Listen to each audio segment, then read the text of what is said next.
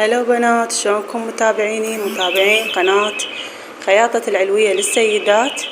اليوم جبت لكم هذا الخياط. طبعا هذا الخياط انا خيطته، سويت لكم اياه موديله هسه دارج كلش حلو ابو الكركوشة. هاي الكركوشة مالته كلش حلوة وناعمة، طبعا ما يكلفوا هواية.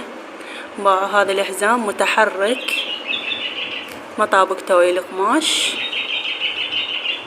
وهذا الردن باف وكلوشة، وحطيت له هاي من الجوانب همينه الكركوشة كلش حلو. هذا باعوله الحزام مرابطته متحرك كلش حلو. هاي من نوع الكلوش هم حطيت لها كلياتها داير مداير ظهر والصدر من جوا يعني من جوا كله خليت له. وهذا هو شكله. اتمنى تشتركون بالقناة وخلونا لايك.